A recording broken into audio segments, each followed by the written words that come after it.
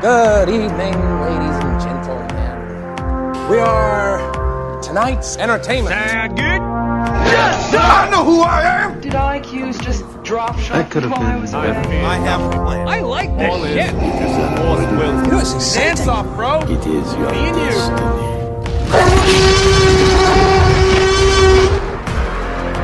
Welcome to the Atlantic Screen Connection Podcast.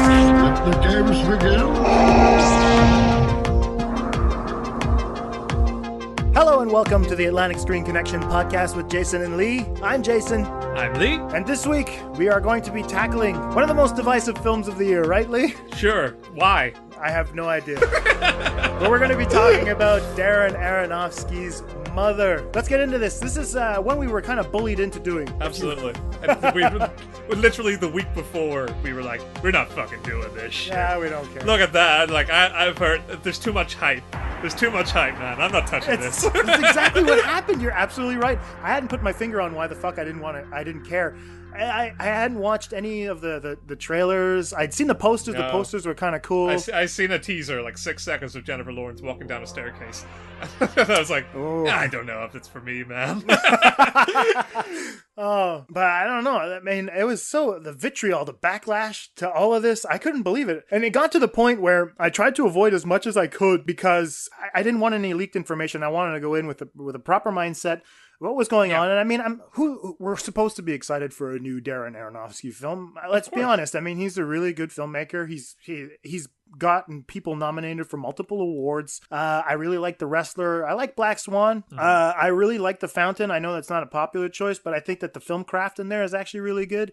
I'm not a big fan of Requiem for a Dream. I've seen it twice, and at the same time, I'm like, well, whatever. But I missed the chaos of Pi. You know, his first film, even if it was a student film, well, I mean, not really a student film. I mean, you could see that he was really, really good at that time. There's a lot of chaos going on in Pi. And he's come full circle. There's a lot of chaos in Mother, and I'm looking forward to talking about this one. Exactly. Well, we had to be goaded into it, as you said. I think the first voice dissenting from the crowd was Andrew at the AB Film Review. On Twitter, Andrew was saying, I don't know what to think or something like that. I don't know what to think about Mother. When are you guys going to be covering it? And we're like, we're not doing that. Yeah. And he was like, why the fuck not? To revise those plans. That was the funny thing. You had answered basically that it's not in our plans. We're not planning on doing it. Anyway, and I think there was Colin, was it yesterday or the day before anyway? Colin was like, hey, where's your mother fucking episode? Ha ha ha ha. Which is cool. I mean, it's kind of fun. We weren't planning on doing it. Actually, the funny thing is that we actually pulled a film out of left field. We were actually supposed to do Easy Rider for no fucking reason at all. So we can't even justify what was going to come out instead. You know, that would probably enrage people. Who are like so many people are like, yeah, come on, talk about Mother. We're like, oh yeah, fuck you, Easy Rider. We're doing Easy Rider. What are your thoughts on the 1970s seminal classic Easy Rider? Yeah. So anyway, we sat down to watch the film. It got the better of us. We started talking because we pretty much had the same reaction to the movie in which I don't know. I laughed, man. Yeah. I don't know. And a lot of, I know that like some people I remember reading a line on Twitter saying, who laughed at this? Yeah. I seen a little bit of backlash. Like, those who think too much of themselves said they laughed through Mother, which it's like totally unfair. You know, just because I found it funny doesn't mean I was being a fucking snobbish dickhead, like declaring to the world that this is my sense of humor. It's grander than yours. It was fucking absurd. It made me laugh. I like that shit. Yeah, especially the second part when the chaos ramps up. Man, I don't know if I was laughing like heartily, ha ha ha. You know, but I know that there was a guy sitting in front of me because we were only two in my shitty screening of Mother. I know that the guy at one point looked behind him at me like, what the fuck are you laughing at? And it was kind of funny because I just thought, I don't know if it wasn't a laugh, ha ha ha, this is funny. It was more like uncomfortable laughter of like Jesus Christ, what the fuck? Exactly, what's going on? You know, exactly. That kind of shit I always love. I love like surrealism and absurdism. Something that we'll be talking about later. That shit that you pointed it out before going to see it, that some directors were calling it like Kafkaesque. And I was like, oh, holy shit, I love that shit. I I don't mind delving into utter misery and depression and finding some joy in it. I get that. That appeals to my sensibilities. So I went with some friends, and they were like, "What the fuck is this?" And they were laughing too because nobody could track what the hell was going on screen, and then they were trying to like decipher it, and they were just it was such an overwhelming load of information. Your brain doesn't have anything other than laughter to cope, and they were very much like that. And when they came out of the screening with me, they were like, "Okay, it was funny," and but like, what the fuck? I was like, "Oh, well." And then I started trying to explain it, and then they were like, "Oh, well, that doesn't explain enough to make me like it." Exactly. It just declares exactly why it was so stupid. Which fine. I agree with the division around the film. I think it's really funny. I think it would be weird if there weren't division. You know? If everyone agreed, it would be so fucked up. Exactly. Then we're really. Then the message wouldn't get across. yeah, exactly. Or we should. If we all agree on this, then why the fuck isn't anything changing? You know? I remember just as the guy that was with me at the screening, he was exiting. He just kind of gave me a look and nodded his head in goodbye because I sat through a little bit of the credits so that I could check and see what was going on, who would work on it and whatnot. And I don't know to this day right now if that look was just like, you crazy fucker, or it was like, that was something. Yeah, you've become this guy's new anecdote. So exactly. I was sitting that was the nod of thanks for that. Exactly. As per usual, this is going to be a spoiler heavy discussion, as we normally do, because we don't care. We like talking these things to death, so it's going to be really, really. There's a lot of research that went into this one on your part and on my part, and I know that there's going to be reactions like, yeah, you can read it that way, but it's not the only interpretation. I'm like, 100% agree with that. Absolutely. The film itself is so wide that you can bring any interpretation, and if you know how to argue your point, you'll make it stick. Okay, and that's the beauty of a film like this, is that you can sit in a room, watch it, and I'm pretty sure that if you watch it at different angles in that room, you'll get something different from it. It's so true. I mean, like as we sort of preempt some of these more divisive films, we're not trying to make you like it, you know. Nope. We're just explaining what it could be about and why, from our perspective, not just why we like it, but why. This is the kind of film we do like, and it was the kind of film that prompted us to go deeper and figure out some stuff about it that you know, enhance our experience a little by talking it through. So we're not like championing Mother, like fucking everybody should love Mother. Yeah, no way. Allow yourself to hate it if you don't like it, but like at least have fun with it. You know, if you want to at least entertain our opinions a little, stick along with the show. I mean, it'll be a good time. You could be like, fuck, I don't care if it's about that. Fuck those guys. So that fair enough. 100%. I 100% agree with that. I mean, to me, it gave me a reason to go read a bunch of stuff that I should have read a long time ago. And now I was like, oh, finally I get to kind of delve into this shit, and that's kind of interesting. But am I going to tell my mom, hey Ma, you have to go see that? At one point in the film, there's this baby that's crowd surfing, and he ends up giving everyone a golden shower, and it's a really funny scene. My mom's gonna be like, Jason, you're sick in the fucking head, you know? And I'd be like, yeah, absolutely, but I didn't make the film. Or me. I didn't make me, Mother.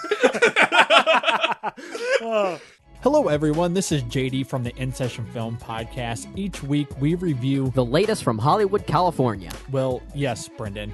We also give top 3 lists. Okay, yeah, thanks again, Brendan. Additionally, you can hear us talk other movie news, trailers, varying movie series, or other interesting film-related topics, and even rants and raves of the week.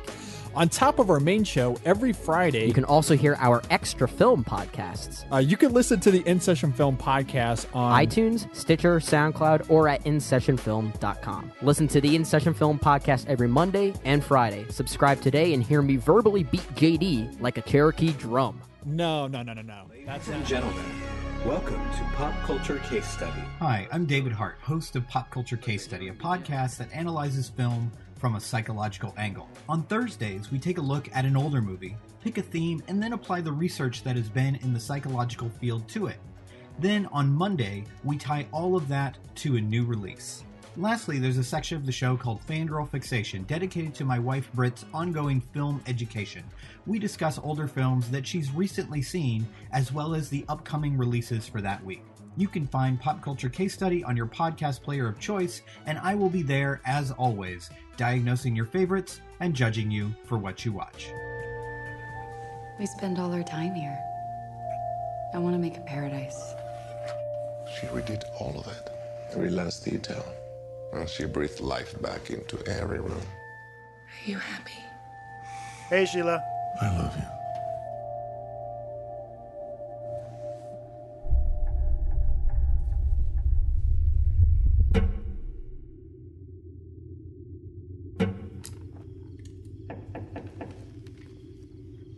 Please, come in. Hello. Hello. He's a stranger. We're just gonna let him sleep in our house.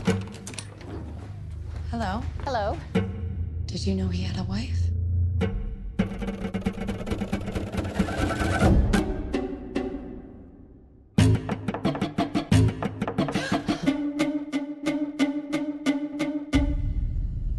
He has pictures of you in his luggage.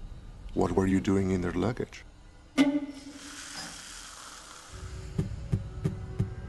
What do they want?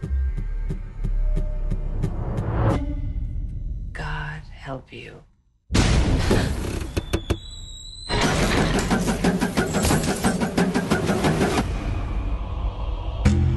They've come here to see me.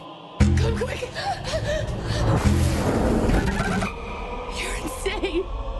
You're insane! All I'm trying to do is bring life into this house. Open the door to new people, new ideas. I'm so sorry. Get out of my house! Get out! You give and you give and you give. It's just never enough.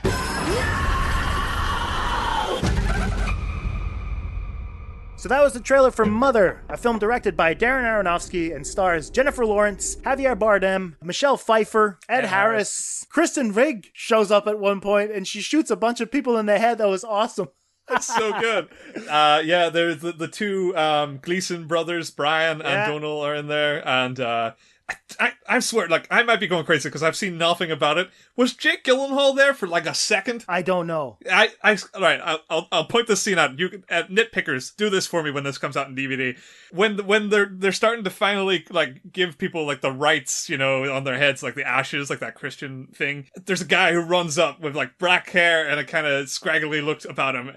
I swear to God, he's Jake Gyllenhaal in like the quickest cameo, and I laughed out loud thinking it was him at that moment because he's like a crazy person, and he's like one of the first crazy persons just after Kristen Wiig shows up. Somebody confirm that for me, please, and that's it. I have nothing more on that, but it could be starring Jake Gyllenhaal. That would be awesome, man. You know, he'd actually be just reprising his role from Nightcrawler. It's just this crazy dude. Absolutely. Exactly. That's he's in the media. Yeah. The film itself is a story. It's a story of creation. This is the one that Aronofsky wore on his sleeve. This is an allegory for Christianity, the story of creation. And what he said in an interview is that he wanted to shoot it from Mother Nature's perspective because apparently we need a big bath so we can clean ourselves from all the fucking shit that's been going on in the world right now, because it's very disappointing to be part of humanity. We're just pricks. Yeah. Okay, so what's obvious about the story itself is that it's the story of creation. It's an allegory. Basically, everything is the Old Testament. It goes through Genesis. It goes through the New Testament as well. There's a flood in there. And I mean, that's basically the backbone of the story. Yeah. And I mean, allegories are typically used as social critiques. You know, they actually comment on how humanity is at a point in time. It could be political. It could be cultural. It could be, you know, just one of these things where you're going to reveal something about humanity and you're going to try to put it in this message a little bit hidden underneath, you know? So by having this story of creation, I think that there's something underneath that. And that's what I wanted to try to unearth today with whatever we were going for. So we're not necessarily going to be like going in like heavy handed and be like, oh, you know what? You know, Ed Harris and Michelle Pfeiffer are Adam and Eve. That was obvious to me when I sat down. When you see his rib, like just like it's stabbed, I was like, oh fuck, look at that. That's actually that's what I mean. Like I get that in hindsight, but when I was watching it, that's not what happened. You know, these are not the things that clicked to me. And that's when I kind of worry. I guess I'm sort of protective of our audience. Maybe some of that stuff isn't super obvious, because it wasn't obvious to me. So I'm not gonna the shit that you should have picked up on. That's something that somebody like immediately, most sources were pointing out. Like, I hope everybody picked up on the Christian references. So I was like, oh shit, oh yeah, obvious, duh. Like Red Letter Media do, and I think they're a good one to go to. I mean, they kind of mock the film a lot, which is fine, that's their bit, but they actually do point out the more obvious Christian allegories straight away, and I think that's probably good viewing if anybody wants to go down that intense route at exactly which ones were there. I think they did a good job summarizing, so you don't need us to do it. But that's funny, because like the way I read the film immediately, it wasn't anything to do with Christianity, except the idea of a creator, which is obviously the overarching kind of problem of the story. What my mind went to was just creation in general, the creative process. And I mean, I guess that's a basic takeaway. I don't think the film is always trying to be as deep as it pretends to be, I guess. I think a lot of people thought this was a mystery film, and therefore when they found out who done it by figuring out it was pointing at Christianity or Mother Earth, they figured then that there was no other redeeming value. It's like finding out the murderer. But it's kind of more like Seven. Finding out the murderer isn't enough. You have to keep going and figure out what it means to the characters or why it's portrayed that way, you know? And to me, that whodunit in this case can be read a million and one ways. And that's why it was interesting, because when I was reading this and I saw a lot of hints at it in the film, I thought it was really obvious that it was about like the struggles of being a creative. And there's actually dialogue that's in there that I kept thinking, God, this must be it. And when I went onto the internet, it's like, that's right, folks, it's Christianity. I was like, oh, God, wow, I could really fucking missed a bullet there. Well, I mean, it's all right. I mean, if you start off by having that as an opinion, it's kind of cool, because you didn't necessarily have to see that he was using allegory for something else. Because even if it is the story of creation, okay, as an allegory, as you're pointing out right now, it is a creator. And I mean, anybody who writes or makes movies or anything like that has to go through a similar process. And Aronofsky might be drawing attention to the fact that even in his fevered dream that he had for those 5 days when he wrote the script, this is exactly what he was going through. Just how chaotic and weird it can get in someone's head when they're actually trying to piece shit together. Yeah, exactly. They maybe accidentally parallel with their own life or their own process by which they make that work, which is so funny. I don't know if he knowingly did this, but I'll give you a quick rundown of my interpretation of the creative process in this film before we move on to the more deep dive stuff. So just to give you sort of like a casual introduction to the film, like something you could take that doesn't have anything to do with Christianity, and you can go, I understand Mother now. Maybe. Who knows? Tell your friends. Be cool. Be cool in that playground. So I mean, like, I in this take of the film, I saw Jennifer Lawrence as playing a muse. They actually refer to her as the inspiration in the film. So that was later on down the line, but that just backed up my like suspicions of it. So then I didn't even bother looking again. Essentially, she's a nugget of ingenuity within any good idea, one that keeps the house from collapsing. And the house itself, it's kind of like the framework of the creative mind. It's something within a creator's mind. This house is what. It just means this is where all the creative shit happens in your brain, basically. Mm-hmm. And that brain happens to exist within Javier Bardem's character of him. And in the film, we see sort of like an avatar of him. We see basically his input into the creative cycle. We get to see what his thoughts are within the creative framework. But his ability to fully leave the house and come back kind of suggests that he's obviously someone, who has the ability to go to maybe other houses, to go out for walks. He's access to the whole brain, not just the creative side where he supposedly lived. And the struggle for the muse then is explored when the creative, attempting to redeem their work, faces a myriad of distractions that usually come when facing everyday life or just attempting to create in the first place. And I've got an example. Ed Harris's character, Adam, is pretty obviously the religious comparison that I totally missed.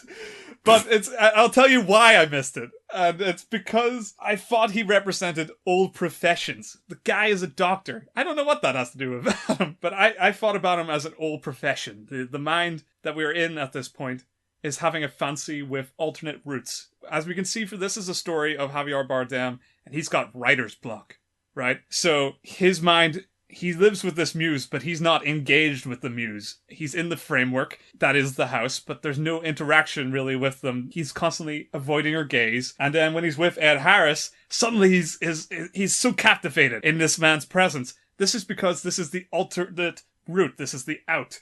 This is him thinking, this is him teasing the idea that maybe he wants to go back to his old profession, and I read that profession as potentially being a doctor, just like Ed Harris, that this was the old route he had entertained before deciding to be a creator. And the age of Ed Harris in this case, and the fact that he's dying, suggests that there's not long left for Javier Bardem's character to jump back into that route, so maybe he has to jump in on that. I like that. As well as that, we've got Michelle Pfeiffer, and her role here is Old Lusts. And I don't mean that like in a sexual kind of way, although I guess you could read it that way. But to me, I pictured that more like old creative ideas. Bedfellows you once shared, like an old project you put aside in order to get this muse, in order to focus on this new idea that's captured your imagination. And so her role in sort of dissuading the muse from house to child is because she's already been through it all. She's had children. She has a life that lives beyond just the framework. And I think Javier Bardem's interest in her and ability to entertain and invite her into the framework is because there was potential there. And this sort of connection between old lusts and old professions, it's kind of like they're interlinked. Like these are the two biggest distractions when starting to create a project. Then you go to their sons. What's interesting are the sons are debating a will. To me, the will is legacy. This idea of what you can create beyond yourself. And It's just one out. And in this case, the will is potentially your legacy as a doctor. This will, this legacy, is where your career could have went. And the potential, like, knock-on effect your life could have taken. They fight over this legacy, this idea that there's something that could be created and something that will be there when you're gone, like Ed Harris will be gone. But one son defends that while the other looks at the financial aspect of it. So there's also the finance aspect of it. What do you gain from making these career choices? What do you gain from being creative? You hope to make money. That's kind of a bit. So in Javier Bardem's mind, this guy who takes power over the will is that finance matters more. He wants to be rich and famous, and we see this backed up when all these other people come in, giving him fame and fortune, and he is absolutely captivated with it because that's what he wants. Mm-hmm. That's why the fucking finance wins out in that fight to the death. So as the battle escalates, and we see this chaos in the creative mind during writer's block with all these guys who come in, and they're all tangentially related to Ed Harris and Michelle Pfeiffer's characters. These are the thoughts that come in afterwards, the flooding afterwards, the myriad, like, what about your family? What about your friends? What about, the house you could build for old mama and papa once you get your writing gig together, or maybe you'll go back to be a doctor and finally make yourself a man, goddammit. These are the myriad of ideas that come to you once you start doubting the strength of your creative idea in the first place. And so that's why you start to see the framework of the house deteriorate. And that's why you see Jennifer Lawrence's muse panic and try to protect it. And she's like the ward of this house. She is trying her best to stop these people from destroying the fabric and the foundation of their relationship. Right. So she essentially pushes them out, backed up with golden liquid, which, I don't know, to me that was like perseverance, bottled. But I'll get into that because I have a shtick on that a little bit later. Excellent. But to me, yeah, I guess to oversimplify what it meant, I mean, in the story, it's kind of just like, it's like an inhaler. It keeps her from passing out. But I mean, if you want to look at the metaphor behind it, it could be perseverance. And also we got to look at the muse's desire. He wants to make a baby. And here's where the plot sort of divides into Javier Bardem settling down and finally getting to work on his creative outlet. A little physically, a little straightforward. He actually has sex with her. I get that. It's a simple idea. And so we get two outsets. There's inspiration that follows from connecting with your muse, and that for him to create the poem, this great seminal work that embodies everything that he has shared in the relationship with the muse. The other side of that is the child, and this is their legacy, the legacy of the work you make. This is the follow-up to that idea that you share, that creative muse possibility you have to go further and build something on this foundation beyond just what you have with that muse. And it's interesting because a lot of these points kind of come later in the film. Like you don't look at a baby and go, oh yeah, well that's fucking obvious now, but it comes to you after a while because they tear that poor fucking baby apart. And I guess before that, you kind of look at the people that influence his mind after he creates the poem. And that's the fame. That's the followers. These are the people that are obsessed with his work. The fans. The wealth, that sort of potential drug abuse kind of outlook on life where you get rich, you get famous, and you start fucking living it up, man. That negative aspect truly affects this egomaniac. And it's kind of more prompting at the allure there is for the creative to buy into their own ego. But also, these are like the issues that the creative faces post-work. Will they just sell their own work down for fame, or do they sort of take themselves away and buckle down for more work to raise that child that will be their legacy with the muse, the further thought, the continuation? Right. Most people sell out that idea early for profit and fame. So what happens here is Javier Bardem, he gets totally obsessed with this idea that he is the great creator and that these people fucking love his work and love him and that basically he can do no wrong. So when it comes to this baby that he fights with Jennifer Lawrence and they argue over this child, the muse is trying to protect it because she wants it to mature. She wants the work and the process of what happens with that legacy to age of itself, you know, to really become something on its own. He can't wait. He gives it to the people. And it's amazing. This kind of reminded me of Harper Lee. I actually mentioned it in my review. Right, I remember reading that, yeah. Yeah, because it was one of those sort of tragedies to me, I guess. It's kind of cruel to figure the world as like one like inspiration on another person and shit like that, but don't read too much into it. But my point is, Harper Lee wrote this one book, you know, and it was always this one thing. She was, to me, in my head, she always stood out as this person who could just write one thing and settle, because she wrote the one thing, you know. To Kill a Mockingbird is one of those untouchable classics. It's just kind of perfect. You don't need a follow-up to it. And unfortunately, just at the last hurdle, there is a follow-up. One that a lot of people speculate was maybe taken as in an almost abusive way from Harper Lee. I'm not going to speculate at why the fuck Ghost Set of Watchmen was released. But this follow-up, it just panned with critics, and that's what I want to get at. That sort of deterioration, because not only did people then start chewing apart that work, they went back to Kill a Mockingbird and started saying, you know, I read articles like, was it even that great? You know? Oh, fuck. The legacy, the ruined legacy of Harper Lee. And on one side I go, oh, I get it. And then the other side I go, what the fuck? What the fuck is wrong with people? Why do they tear this shit apart? But that's what people do. That's what the public does. And I couldn't help but think about that when they tear that baby apart. It's a really good observation, man, yeah. They destroy the new, not really thought out, the quote-unquote not thought out material, you know, the unmature material, the stuff that Harper Lee didn't want to release, supposedly. I kept thinking of that, this thing that she baked but didn't want to give out to the world, and sort of just by like legal loopholes they were able to obtain it off her. I know, and that sort of semi-reality, I'm not sure how much of that is true, so I'm not going to fucking make allegations here, but that's what I heard. And in my head, I was like, whoa, shit, that's terrible that they managed to do that to her career and so on, whatever. She's far past caring, I'm sure, at that stage in her life. My point is that then, when they deciphered that and they seen how hollow, apparently, Ghost Set of Watchmen was, when they go back to Kill a Mockingbird off the bones of that, to me, that tied in immediately with how they turn on the mother character, how they then abuse her. After they've torn this child apart, they turn heel 180 to her, and then they assault her. Yeah. And to me, that's because that's the original work, that's the inspiration, and they start picking apart the heart of the original work, because I like that, they go straight past the creative outlets that come after, and they go straight to the heart of the intent. It's something we've seen in real life, and that's why it struck a chord, I guess. Makes a lot of sense. Yeah, so at that point, we see that with there nothing more to give, the mother character sort of burns down the framework. I guess that's pretty straightforward. She's sort of, you don't deserve this idea kind of idea, is that basically once abused, that inspiration's gone. You'll probably never truly recapture it, I guess. Not in its original form. And that sort of leads us to the glass shard. And this could be any number of things, but I imagine it's the will to create itself. Mm-hmm. And ultimately, that can't be destroyed. Even if that idea is destroyed, the muse is destroyed, the creative can build over, start again, create their career again, you know, and potentially fall down the same loopholes again by going just in a straight up loop. Granted, I imagine that the loop wasn't one-to-one, but the fact that we see Javier Bardem's character is much older than his muse. Yeah. To me, that suggested that he ages every loop. We didn't actually get to see like a visual confirmation of that. We got a sort of direct loop.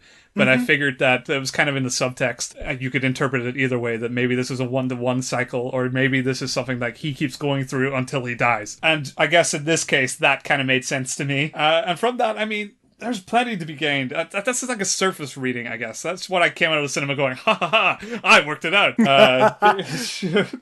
then, it shot down immediately once I went on the internet. I was like, yep, that's right, Mother Earth. And they're like, shit.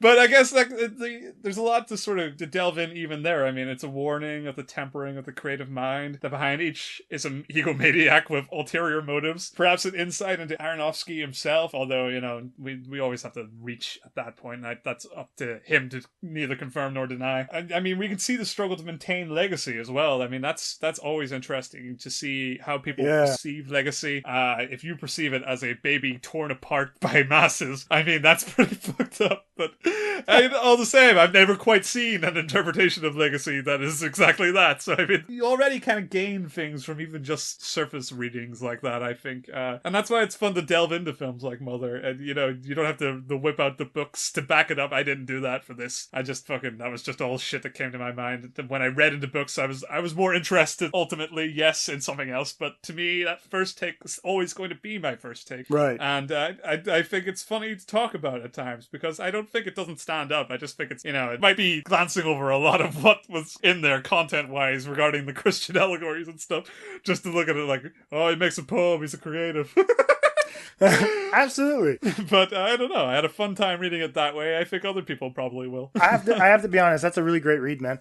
Especially the whole stuff with Harper Lee. I really, really like that. I think it makes a lot of sense, especially when you like they literally ripped it out of her hands. You know, just the way that it makes a lot of sense. And it's actually kind of touching when you think about it. It's sad, and at the same time, you're like, wow, what the fuck, man? People don't learn like shit. Exactly. It was nice to think about. You know, it was just like how. That sucked. Absolutely, yeah. We really should be a better fucking species than this. Well, that's the thing. The thing is that there is an underlying message throughout the entire film where everything we touch fucking turns to shit. Nothing stays good. Everything we touch, everything humanity touches is going to destroy something. And like you talked about it, I mean, Bill Hicks used to call us a virus with shoes. And I think that's a beautiful example of what we are. Of course. Is a virus with shoes, and it's great. I mean, even the band Tool has a song called Enema, you know, where they talk about Los Angeles, you know, in California, that should just be thrown underneath ground because it's this cesspool of fucking crap that lives there. And basically, and they talk about how Mother should just flush it all down, you know. And I think it's really interesting when you're calling into nature, and the whole idea with Harper Lee, I think you're absolutely right. I don't remember who was on Twitter the other day. I think it was David Hart who had asked a question, and it was more with regards to he doesn't understand why people are more comfortable saying what they don't like, where as opposed to saying what they do like. And I thought that was a very interesting question, because and I answered basically that people are more comfortable being negative than they are actually putting themselves admitting something about themselves, you know, and I think standing up for it. Exactly. And David Shreve, or was it Chris Maynard, one of the two, said that there's a vulnerability that comes with showing your appreciation and love for something, because then someone can destroy it right away. So you create a weird vicious cycle. And you never have as many people on one side trying to defend something. And I think that your example with Harper Lee is one of those things where you're like, you know, we consume that second book. We're like, this is terrible. If this is terrible, does that mean that the originals? Yeah, they just kind of exactly. We go out like, oh, she's like, maybe she was talentless all along. And then exactly. Like, we have to call into question what the hell that is, right? Yeah, absolutely. The funny thing is while I was sitting there watching the film, I noticed all the Christian stuff. I was going through it. I was going through the motions and going, all right, cool. Why am I laughing? I have no idea why I'm finding this funny. It's weird. And I felt a little bit uncomfortable at first. And after that, I was like, you know what? This is just me. Fine. Ha ha ha. I'm having a fun time. Yeah. And later that night, I'd come home. I watched it in a matinee because that's what I do with my afternoon sometimes. Mm-hmm. I came home and I felt like watching something else just to kind of put Mother at the back of my mind. I explained a little bit of the story to Leslie, and I had a good time at the movie theater, except for the fucking projection itself. And the judgmental nobody. And I think a month ago, I had bought Denis Villeneuve's Enemy. Yeah, right. Uh-huh. And I just finished watching Prisoners. And this is probably Inception because it's a build-up to Blade Runner 2049. I sat down, I had just finished Prisoners, and I was like, that's a little bit too long, but it's a really good film. And so I decided to start watching Enemy. Yeah. And as I was watching Enemy, I was sitting on the couch, and Jake Gyllenhaal comes on screen a little bit later in the film, and he says something to his students, and that's where it struck me. I had this weird epiphany that happened, and his character addresses his students, and he starts talking about Hegel and Marx. Right. And I was kind of taken aback by it because I was like, holy fuck, this is cool. I can get a reading of Mother through this quote. And the quote that he said basically from the film, I think, is Hegel said that all the greatest world events happen twice, but Karl Marx added the first time it's a tragedy and the second time it's a farce. Right, yeah. Mm-hmm. Now, the actual quote from Marx's The 18th Brumaire of Louis Bonaparte, because I actually went out and downloaded a pirated version on PDF of Marx's Marx doesn't care anymore. He's dead. Yeah, but I'll admit to doing the exact same thing with Albert Camus that I'll be talking about later. Sisyphus? Yeah, absolutely. It was just the first result on Google. I don't feel guilt.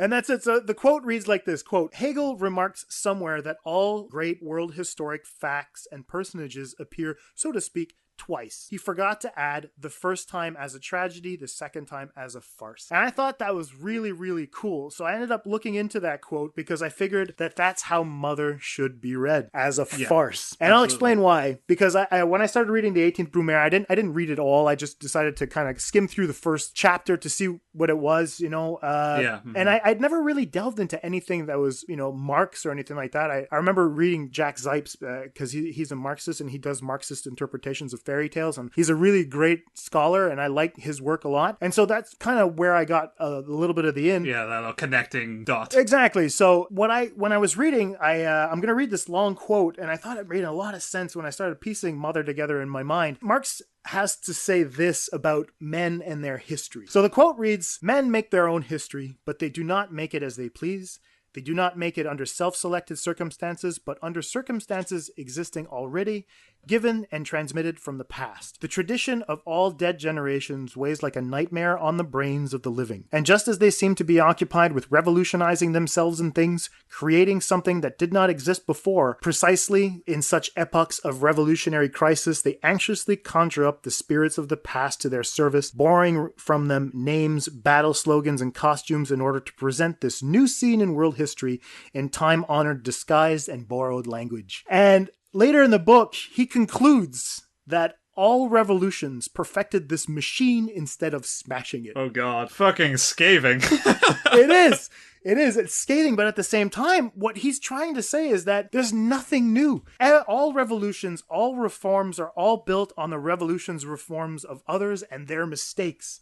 So what these new revolutionaries are doing is repeating the patterns of the past, which to me ties into Mother's circular narrative, okay? Yeah. Or the cyclical narrative, if you will. We start with this new woman, and then we just watch the entire house burn down again. We start with the burning of a house, and the end is a burning of a house. So the funny thing is, in a time where everyone seems to be remaking or rebooting or reimagining films, it seems fitting that we finally are getting a retelling and a reinterpretation of the story of creation, but this time as a farce. So, in my opinion, Aronofsky has made the mother of all remakes by actually going back in time and doing that. Absolutely. And so, I think it's really cool. I won't flat out say that the Bible itself, okay, is an all-out tragedy. I don't want to get into any trouble, and I know that people find that sacred, and that's fine. It's up to you. But there is a lot of tragedy inside the Bible. The death of humanity in its entirety in a giant flood, not to mention this dude's crucifixion at some point, right? Yeah, some dude. I mean it's there's some low points. It's a few low points. People like throwing rocks on an individual at one point. I won't call it a tragedy, but it's not, a comedy. Yeah, no, exactly. There's the opposite, But I mean, so Aronofsky's version of the creation, to me, is a remake, but as a farce, And the reason it's a farce is because, to me, Aronofsky has decided to kind of transpose many of the myths, parables, and stories, but literally, when you're watching the film, you're just kind of like, I thought this is, it's not supposed to be taken as literally as that. And when you're watching it, and you're like, are they eating a fucking baby? That's a little odd. And so to me, I think that what Aronofsky, and listen, I have to preface this by saying, when I was in school studying and all that, one of my professors once told me, whatever the author says about his own work, he's full of shit. I was given similar advice. Exactly. Throw that opinion out the window. And I think that it's kind of cool that Aronofsky, I watched a couple of interviews, and Aronofsky is like, yeah, it's the story of creation, and it's from Mother's perspective, Mother Earth. And so I was like, okay, cool. I'm glad that you think that. Flush information, and then I'm going to go out and see what And God, so there's probably a counter quote somewhere. It's like, whatever people think about people thinking about the director's vision, forget it, flush it. Exactly, flush it. Those people at AtlanticSC, they're full of shit. Don't listen to them. Yeah, exactly. But I think, anyway, from what I got from Mother is that it was made to make the audience realize that, how fucking ridiculous we are. We live in a constant cycle of stupidity that continues to show our inability to change our systems of belief, our politics, our relationships to nature and all that. And it's just a never-ending cycle of shit. And the fact that you're sitting there watching Mother and it starts with the burning of a house and it ends with the burning of a house, you're like, wow, there's nothing in between. Actually, there's 3 burnings, right? They have to reset somewhere in the middle, right after the Old Testament section and the New Testament section. There is a burning of the house. So Mother Nature, Jennifer Lawrence's character, actually goes through a couple of both those testaments. So that means the woman that came before and the woman that come after are going to go through similar experiences. Now, Aronofsky's been accused of being a cynical guy, and cynicism is something I enjoy. And I mean, I think that there's a lot of what's going on there that is attributed to farce. Now, farce itself isn't necessarily meant to be funny, right? Yeah. We're laughing, and as I said earlier, when I was laughing at the film, it wasn't necessarily a laughter where I was actually really enjoying myself. It came from a part like it was discomfort. What happened was that I didn't know the whole structure of farce, and I wanted to understand a little bit more about it because based on that quote, I had to the quote that I read a little bit earlier, about Marx saying that the first time is a tragedy and the second time is a farce. I wanted to understand exactly what farce consisted of. And I mean, we'll have to, like, you're going to be talking about absurdist plays a little bit later. I mean, if you walk into like a Samuel Beckett's Waiting for Godot, you're looking at absurdist theater and all that. And so farce is an extension of the absurd. And what I did is I did a little bit of research to find like if anybody had written on the characteristics of what farce was. What I did is I found a master's thesis by Dario Della Costa, and the title of the thesis is The Complexities of Farce. Now, Della Costa cites many different people. I'm going to read some of the quotations in order for us to build a framework around what farce is, and then we'll apply it to Mother. Leslie Smith is the first one, and the definition, because the 2 concepts of farce that I want to talk about that are linked actually in Mother are going to be the circular farce and the snowball farce, which to me are fantastic names, and they do apply to Mother right off the bat. Snowball farce in itself, that's great. Exactly. It's an accumulation of things until everything just explodes at the end. And so Smith's definition of the circular farce is farces begin in normality,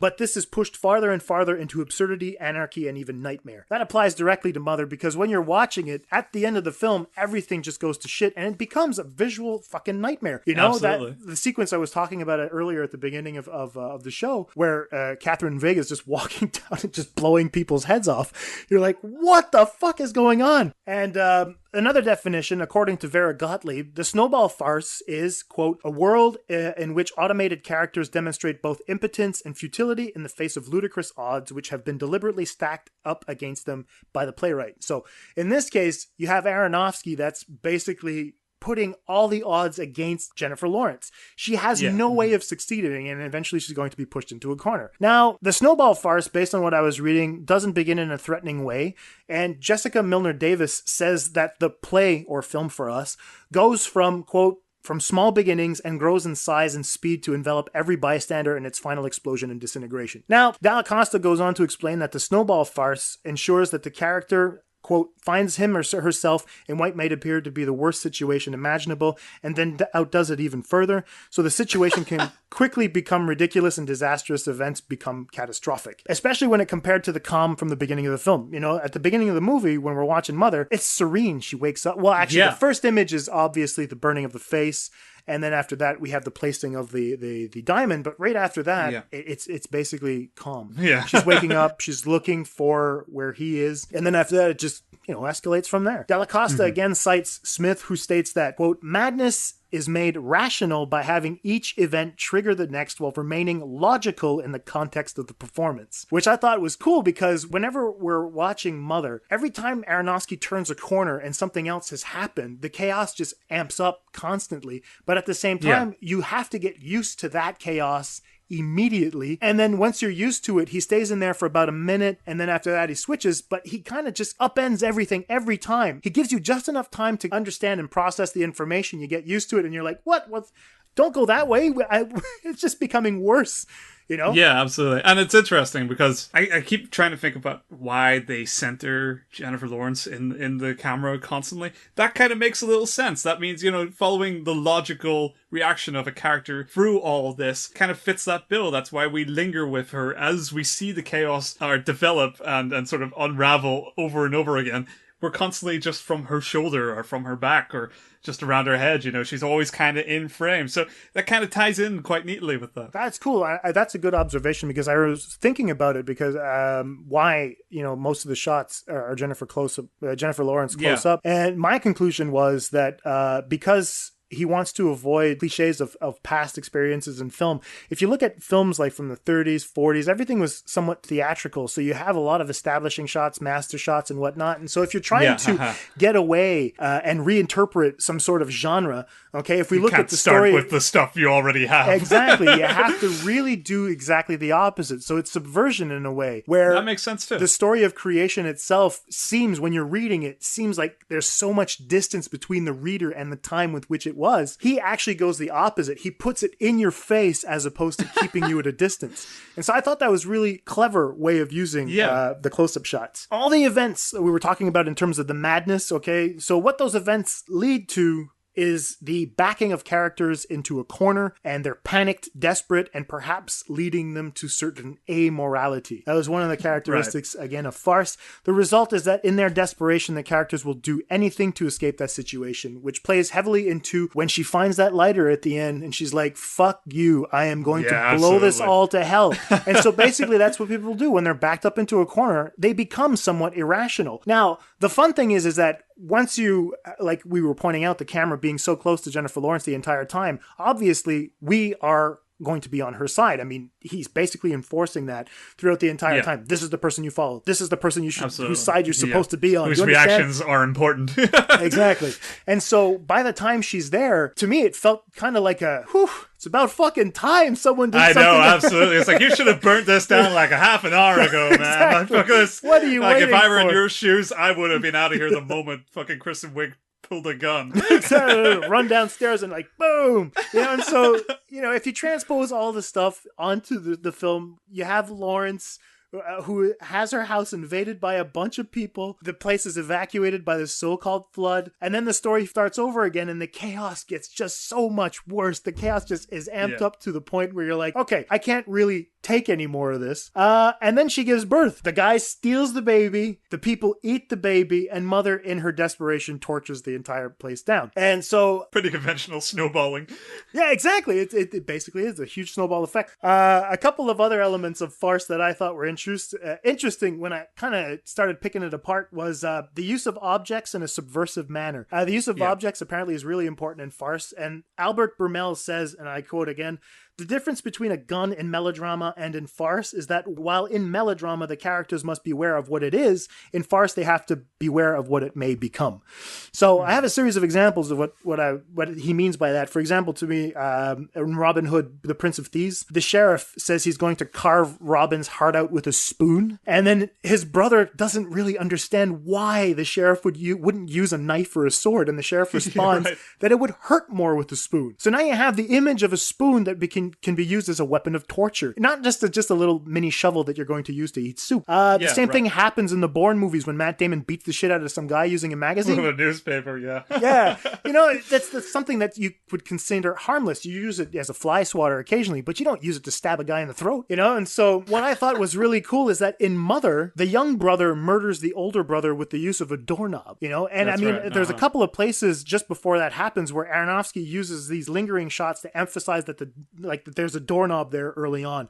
We'll get to why the doorknob is gold after, but he's just, you know, we're looking at it and we're like, why are you showing me the fucking doorknob? Because it doesn't contain any threatening attributes, right? Yeah, absolutely. And so until it becomes a weapon, you're like, your mind's racing, like, what the fuck are they going to do with this doorknob? Exactly. And then, you know, I'd be impressed that somebody was looking at that in that shot and went, oh, somebody's going to kill somebody with that. Exactly. It doesn't matter. Does she want to leave? Does she want to go outside? That I can understand as a rationale where you're like, okay, the doorknob leads us to places. That's where your mind goes. Yeah, exactly. But the doorknob never leads to murder. That's the one thing.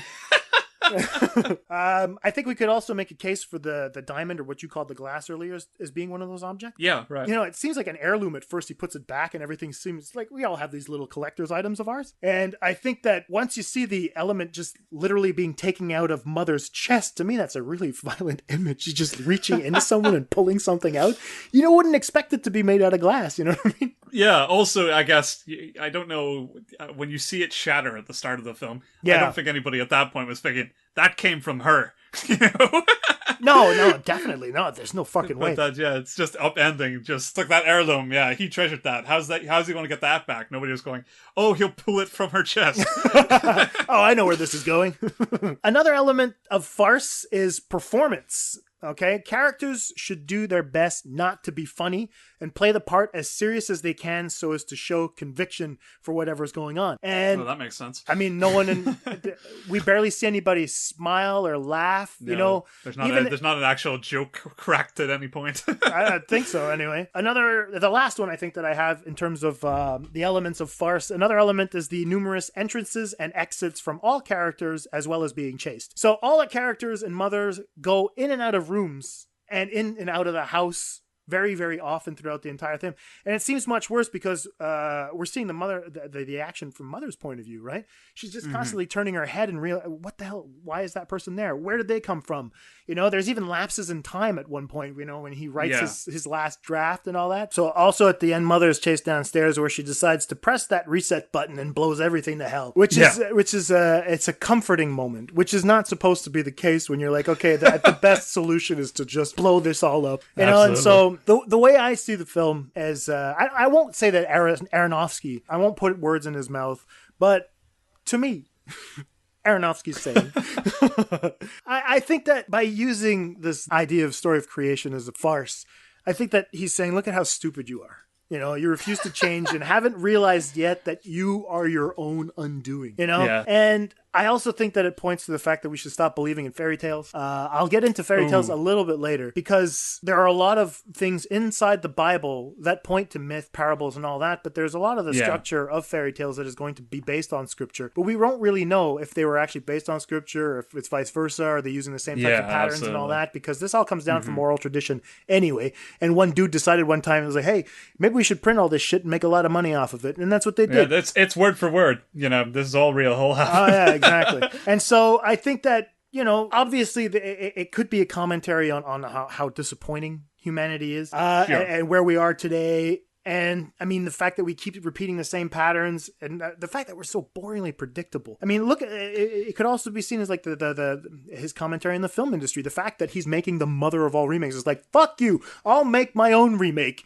And I'm going to remake the story of creation by creating it anew with my fingers in the air and have a baby pissing all over everybody a little bit later in the film. And so I think that if we keep remaking the same things, it actually points to this like you said, it's essentially a writer's block, right? We seem to be suffering from that right now. There's a lot of good movies coming out, but there is what we could label a huge writer's block. They're like, oh, well, this made money. Maybe we should try that again. And you're like, well, yeah, but you've already made the money on that, So yeah, you already made Noah.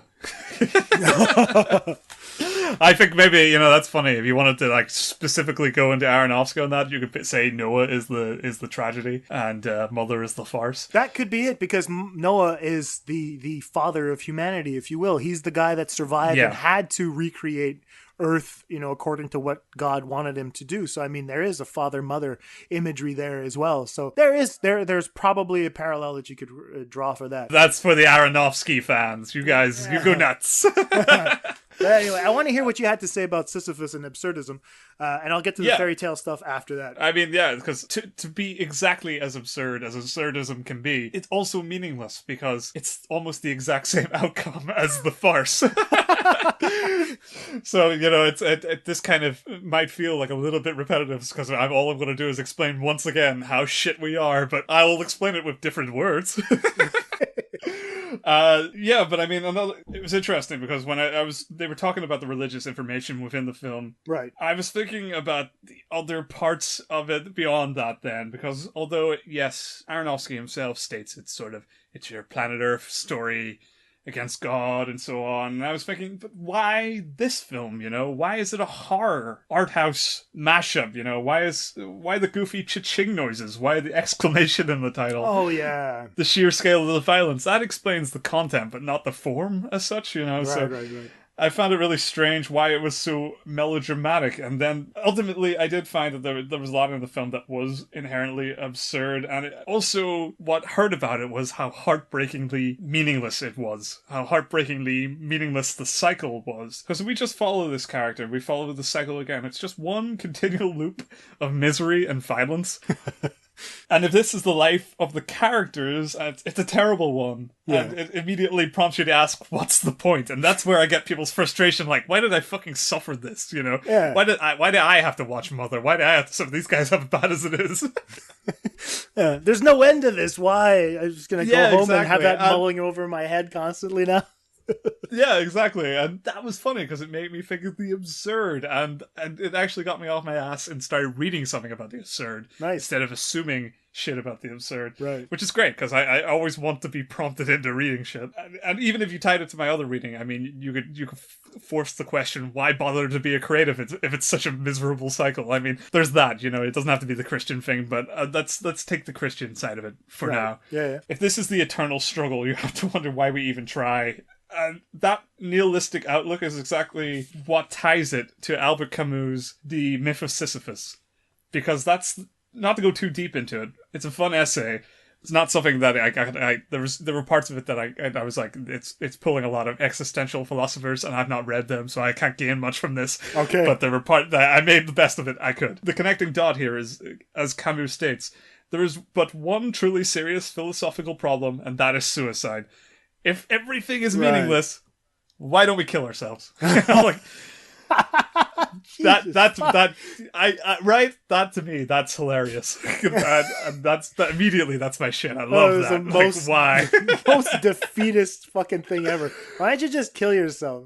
But it's great. It's a good thought. That's the truth, like, because he's not a defeatist. Right. That's why he wrote this essay, because he truly believes that there is a reason to live, even if the reason is absurd. And I'll get into that. Cool. But the central question is why? You know, why? Before we even delve into other philosophical outlooks, before we start reading this as a Christian film, we have to first reason why watch it at all. Why? Like, it's so miserable, you know? Why don't we just kill ourselves instead of finding meaning? That's interesting, and it ties into that allegory, I guess. When the rock rolls down, why does Sisyphus start to roll it up again when he knows it's going to roll down again? You know, that's the central conceit here. Even that causes him misery. Why does he do it? The trick is we invent meaning, something that stops us from killing ourselves, which is true. I guess it is. It's 100% accurate, man. Yeah, absolutely. So, I mean, meaning in life is pretty much all that stands between us and death, as to live without meaning. And for a brain to realize it is to stop living. But the issue is, life is inherently meaningless insofar as we know it, so we invent a meaning for which to keep us alive. Part of the human condition is to continually strive for meanings to live, and one of which, and one that's relevant to Mother at least, is God.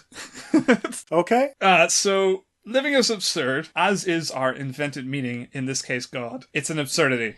Something we can suggest doesn't actually exist, but one that we can convince ourselves is real in order to find meaning in life. Now, that's maybe sounds like it's just my, state of mind. That's also where the book itself goes, okay? So I'm not just coming at this like a hard atheist look on this. This is also in the book.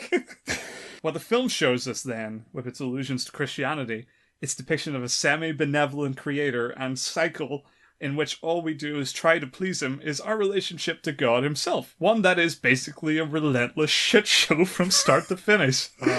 Ultimately ending in our meaningless death, in which we give him everything, and thereafter the cycle starts again, and he takes everything from us again and again.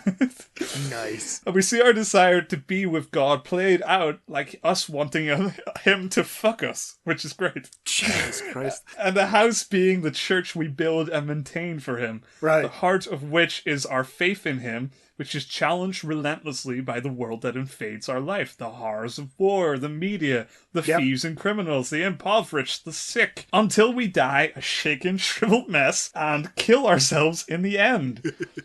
Meanwhile, God, dopey smile on his face, picks up what's left in our ashes and starts again unscathed. It's miserable, it's absurd. Why? Right.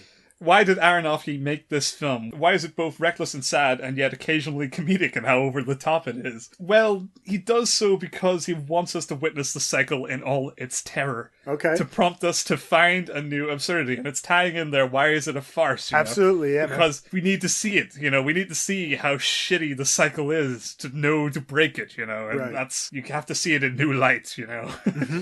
Life is absurd and terrible. That much is made clear by the people who invade the house. But we still need a reason to go on to the end, right? Why make that reason this guy who takes everything from us and ignores so much else?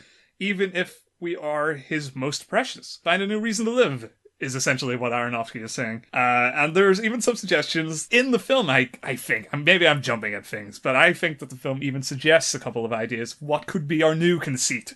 What could be our new absurd reason to live? Okay. It doesn't have to be God. And a simple one might be the poem. While this is obviously an allusion to the Bible, yeah, or it's a New Testament, something like, basically. Yeah, something like that. Yeah, we get to see what makes God himself happy, and it's a poem.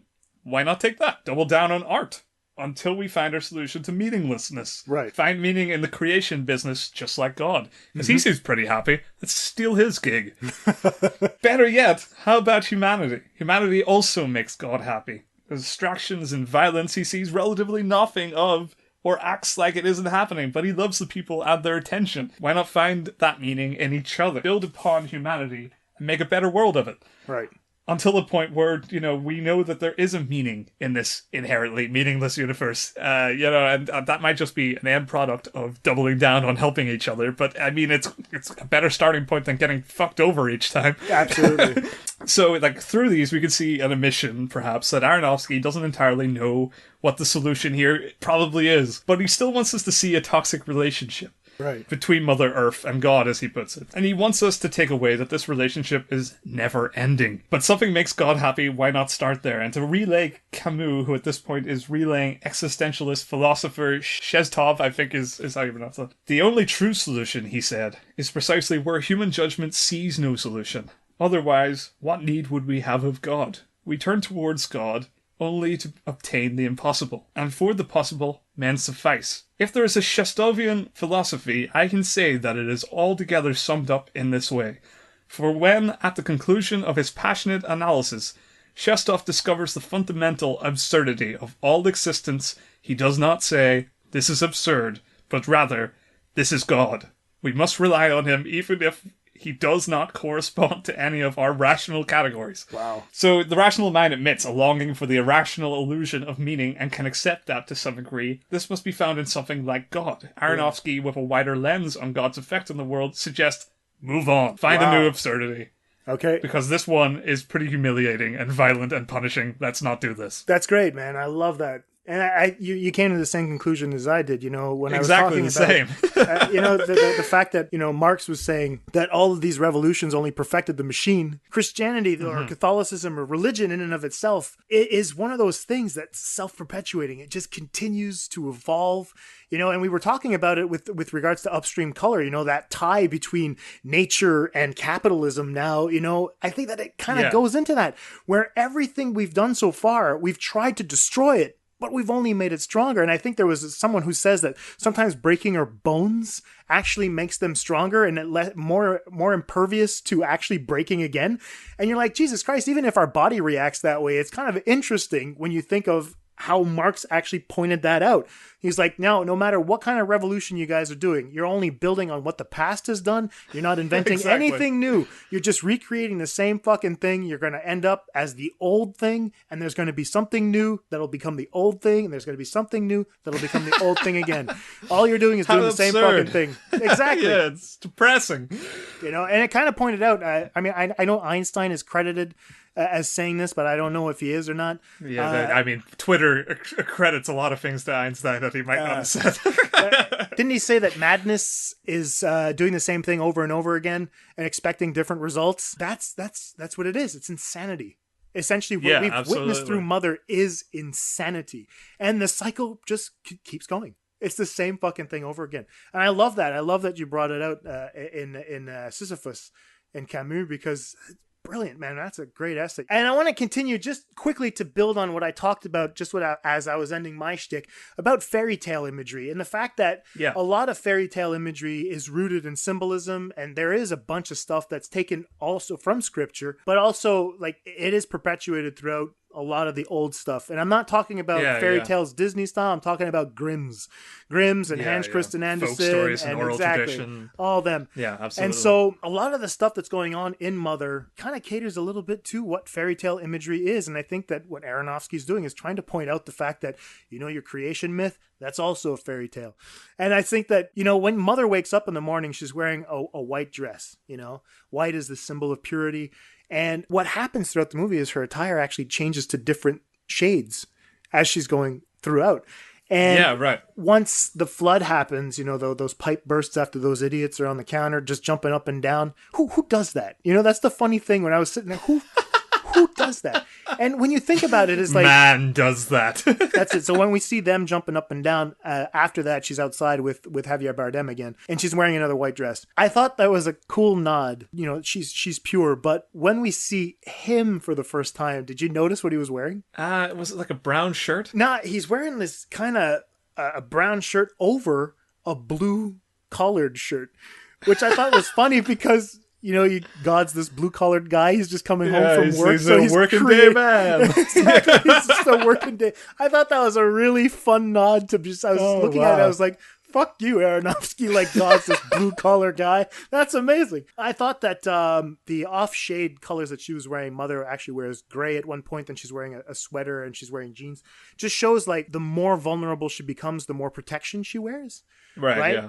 And so I thought that was kind of cool. The lemon is another thing that I picked up on. The fact that they're drinking lemonade. Lemons are a symbol of fidelity. Wow. But also, in Christian myth, they're a symbol of fidelity. But I think there was a song from Mary May and Paul, or whatever it's called anyway, called The Lemon Tree, in which they talk about how the lemon may be really interesting to look at, but it's also one of the fruits that you can't eat from, and they kind of compare love to that. It's not something that you can rely on in love. So by the fact that she's actually giving her the lemonade, and it's spiked with alcohol, it's one of those things where you're like, if you believe in love, it's basically love drunk, but it's something that wears off after time, like a certain amount of drunkenness. Yeah, absolutely. So that was really cool. I think that I'll get into the golden elements of fairy tales, because golden elements, especially in the Grimm's fairy tales, and the one that I picked up on that I wanted to use for this as an example is a Grimm fairy tale. I don't remember what the date is, but it's called The White Snake. And the White Snake, you have this man that has to complete 3 tasks in order to gain a girl's love.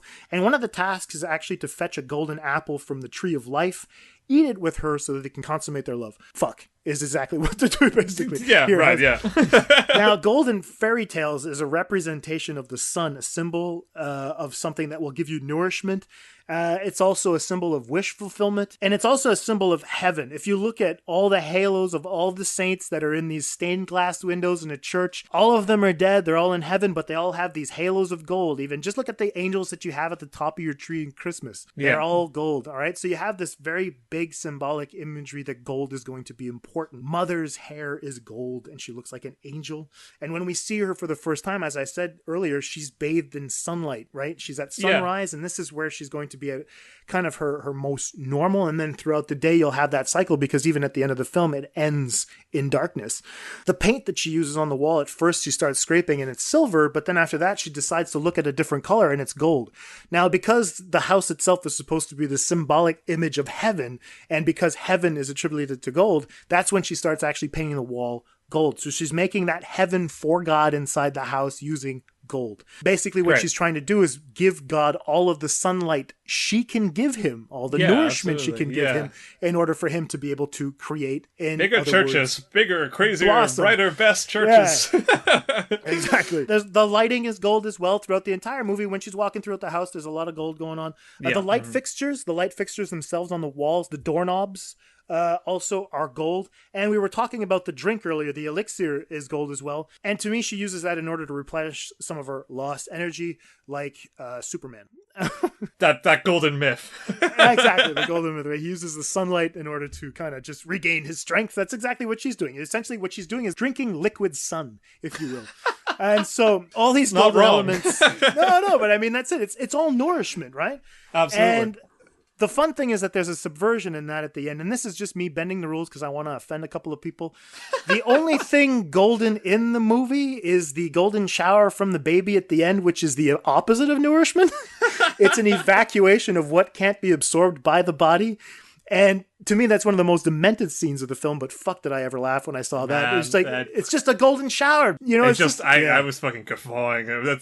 Some parts elicited like gentle laughs throughout. That part, I was like, this is fucking brilliant. But I mean, just going back to the elixir of gold, she drinks it 3 times in the film. And that's another fairy tale motif that evokes, again, the Holy Trinity, you know, God, the Son, the Holy Spirit. And it also comes to when we like the 3-act structure. You'll have the beginning, the middle, and an end of a story. The genie that grants 3 wishes, Goldilocks and the 3 bears, you know, the ghost of Christmas past, present, and future. 3 is this all-pervading thing, you know, and I think it does come from the Holy Trinity, but it has to come from something else before that. And I mean, I'm going to be talking about Mesopotamian gods a little bit later. Not long, but I just, you know, to show that the story of creation actually comes from different places. And I want to explain how Aronofsky uses his camera.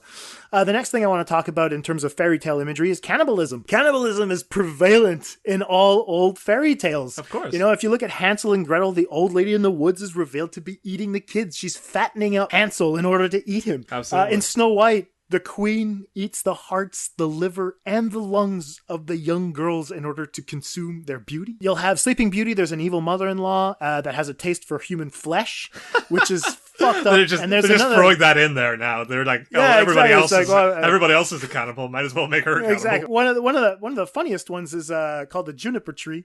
And there's an evil mother who cooks her young boy. I think she's a stepmother. And then she feeds him in a stew to his father. And then there's these little birds that come and say, don't do that, you know, and it's like the little boy's spirit that's actually telling the father that she's an evil fuck, then she murder him.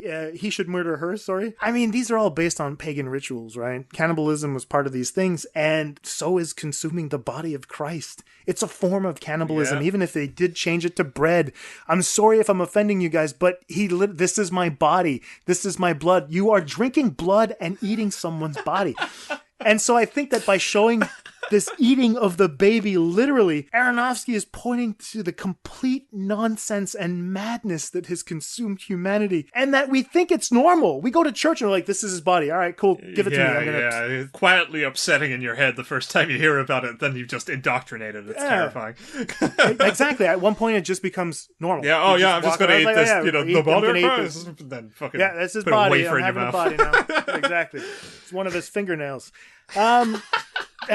One of the things that I thought was really cool about it was the house. We had agreed that it was fucking octagonal, wasn't it? Yeah, it's an octagon. And we were talking about it just offline, like that an octagon, if we were looking at, you were talking about tarot, but I was going in terms of fairy tale imagery. I was looking at also how it works in terms of just numerology. Mm-hmm. And it's a symbol of regeneration, totality, infinity. If you switch it sideways, the number 8, again, is that symbol of infinity. There's also a symbol of rebirth and also a symbol of transition, which is kind of interesting because if that house is kind of what we'll call a circular house, because it's clearly not a square, you know, we have that symbol inside the house that's actually one of those things, in the shape of the house, if you will.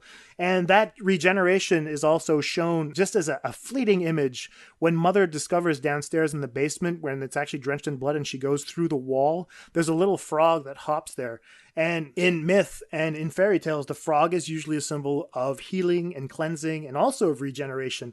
So when Mother sees that frog, I mean, Aronofsky's foreshadowing where we're going to end up in the film most likely a little bit later. You know, the oil tank, the basement set ablaze and all that. That's how the regeneration is going to start. And so that's just a couple of the elements of fairy tales that are in there. There's a lot more. I didn't want to start detailing because it could have just gone on forever. But if he's pulling on all these strings at the same time, it's kind of interesting.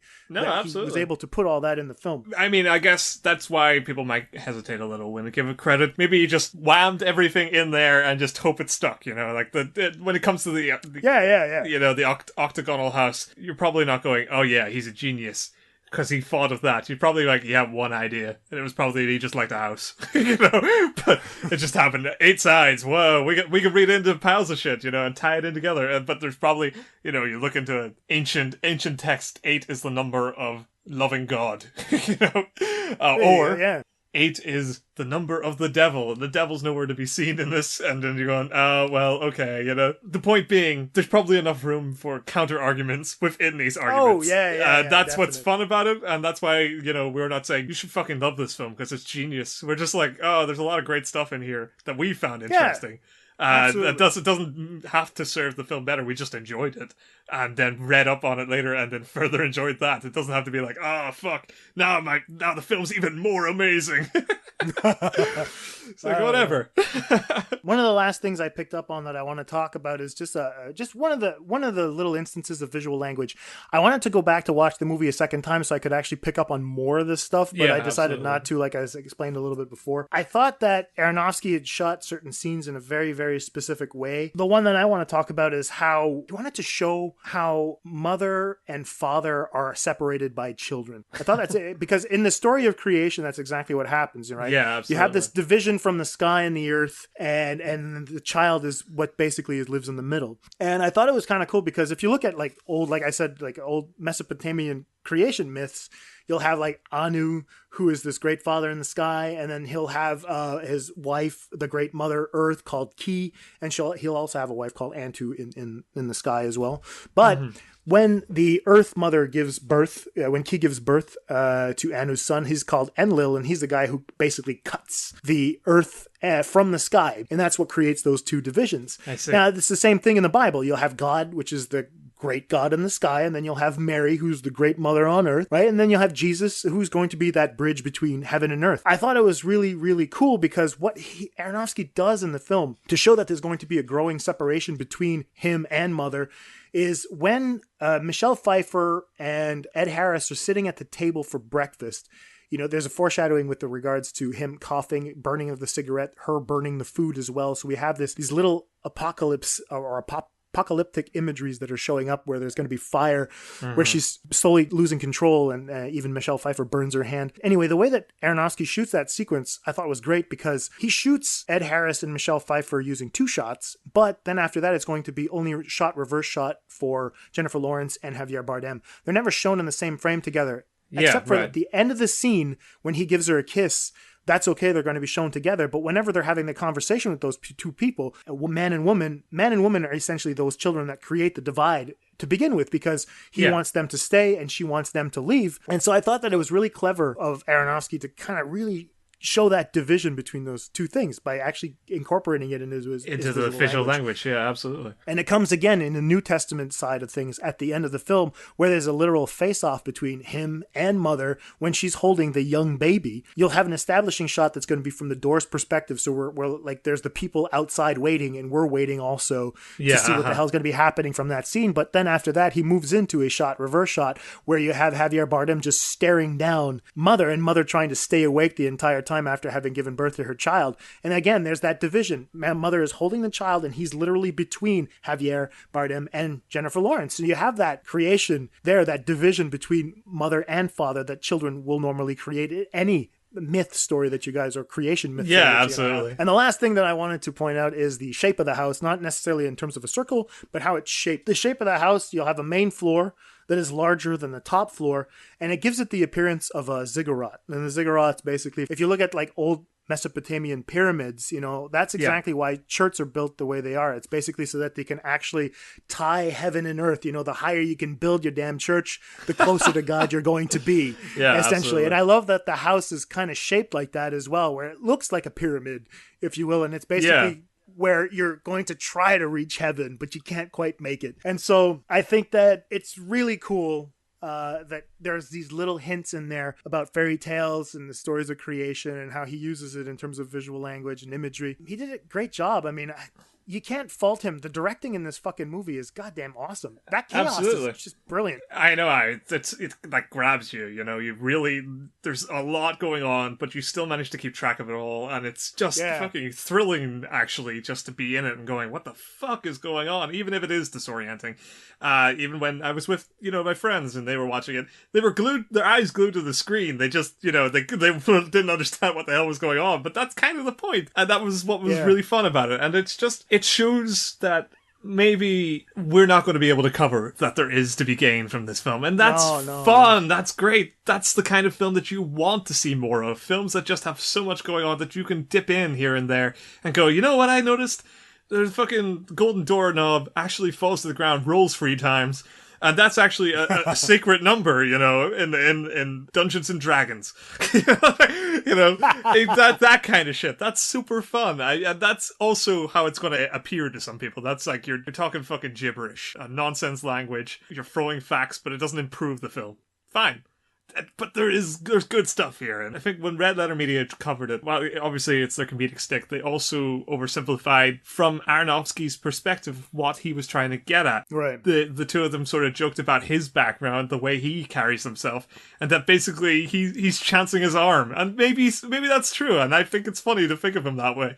But, you know, at the same time, I don't think it's fair to take that interpretation of the guy who made it and then look at the work that's so full of all this rich, fun interpretation, even if it's basic, and enjoy that for what it is, you know. And that's why it's not why I enjoyed the film. I enjoyed the film because it was put together well and it was told well. But I enjoyed the film on further reflection, and I appreciate the film more because it's filled with crap like this. That's just like, how does your mind even go there? Why do you do this? You know, it's kind of like awe. Just like, where did your mind get to when you thought, you know what? They're going to rip that baby apart. That's cruel and horrible. And it makes sense in the world that you're building. And that's impressive, because I would never tell that story, you know? No, that's a really good point. How the fuck do you come up with this? You know, like being like that, there's a lot of stuff going on in that film. I mean, and if that is really what happened, you know, over the course of 5 days, where Aronofsky was just living on a bender, having a goddamn nightmare, and he decided to pump out this script. Yeah. There's a lot on his mind, man. Because Definitely. To me, like when I was watching it, the conclusion, you know, to me, I was like, holy shit, now God is ridiculous. Humanity is worse because they choose to believe him. You know? And I mean, and they choose to believe in him because of the apparent spiritual guidance that you were talking about, because we have to have meaning. Yeah. Rather than just get the physical nutrition we take for granted from mother. We're like, you don't need to have meaning. You just need to survive.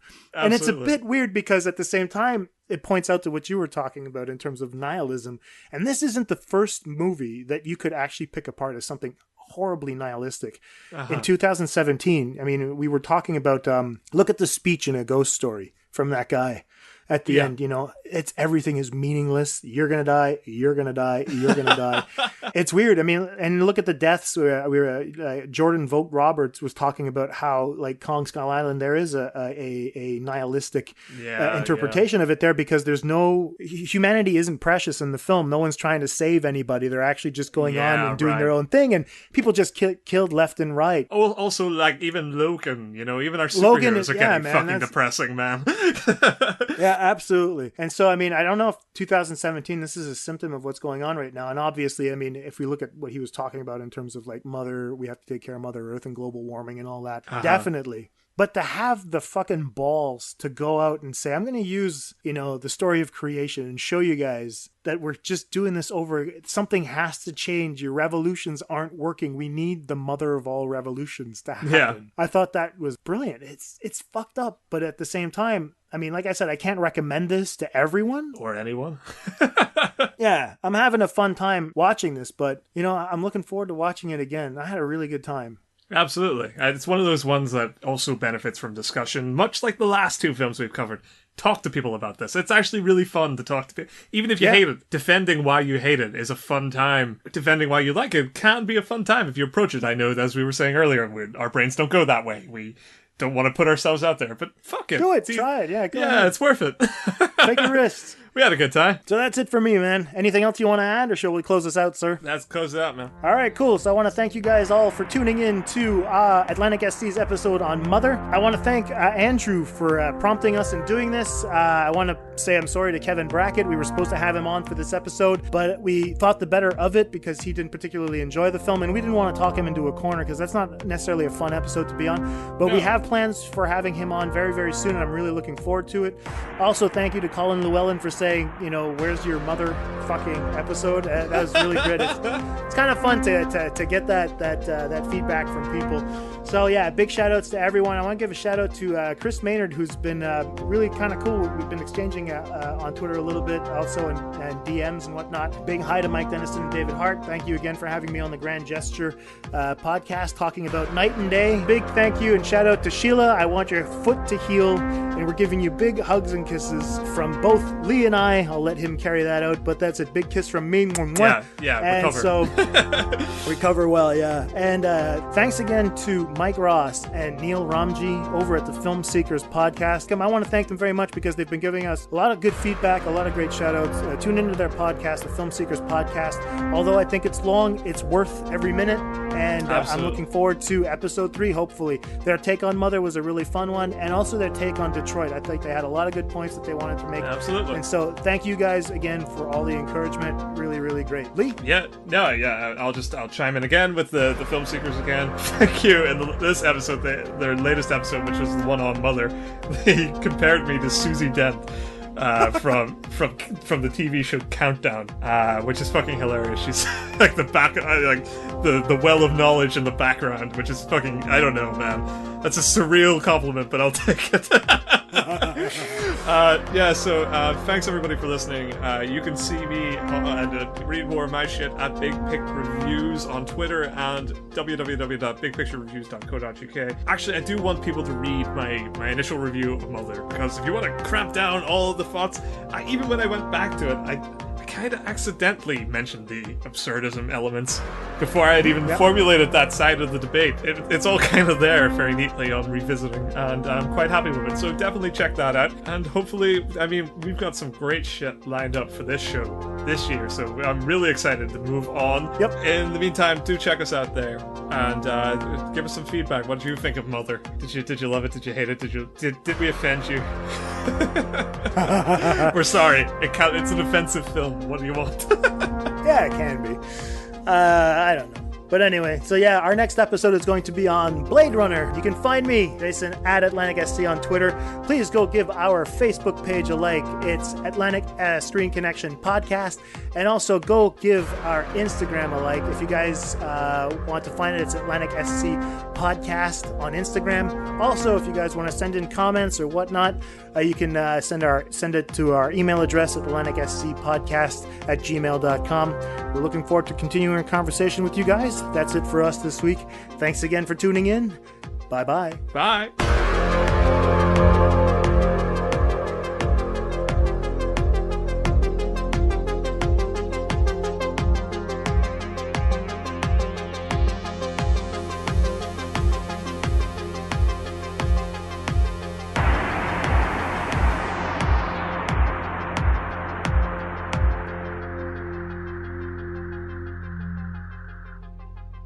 This conversation can serve no purpose anymore.